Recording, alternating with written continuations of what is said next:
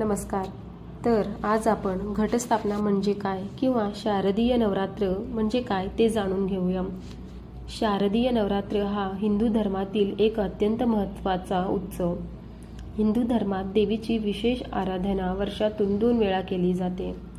नवरात्रीत चैत्र शुद्ध प्रतिपदा ते चैत्र शुद्ध नवमीपर्यंत व शारदीय नवरात्रात आश्विन शुद्ध नवमीपर्यंत देवीची उपासना केली जाते.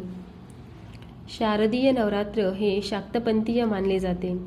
शारदीय म्हणण्याचे कारण इतकेच की हे शरद ऋतूच्या प्रारंभी येते. आश्विन महिन्यात घटामध्ये देवीची स्थापना करून दीप प्रज्वलित करून आदिशक्तीची 9 दिवस मनोभावे पूजा करणे म्हणजेच घटस्थापना किंवा नवरात्रोत्सव होय.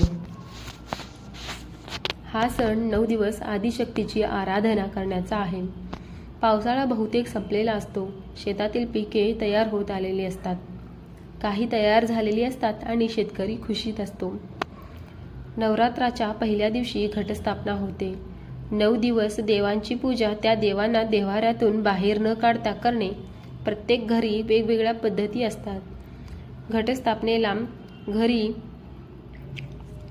सवाष्ण जेवायला बोलवतात.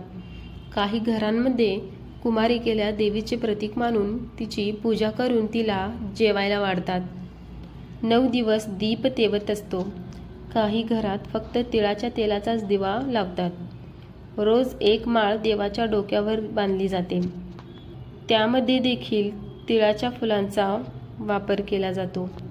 काही घरांमध्ये देवाशेजारी धान्याची पेरणी करतात. त्या धान्याला अंकुर येतात. 9व्या दिवशी होम हवन होतो. ब्राह्मण व सुवासिनींना जेवावयास बोलावले जाते. होमात कोहळा अर्पण करतात व शेवटच्या दिवशी होम हवन होऊन याचे उद्यापन व विसर्जन विजयादशमीला होते. विजयादशमीला म्हणजेच दसऱ्याला आपट्याच्या पानांची पूजा करून ह्या उत्सवाची सांगता होते. अशा पद्धतीने नवरात्रोत्सव आपल्याकडे साजरा करण्याची पद्धत आहे. जर तुम्हाला ही माहिती आवडली असेल तर लाईक करा व अशीच नवनवीन माहिती जाणून घेण्यासाठी चॅनलला सबस्क्राईब करा. धन्यवाद.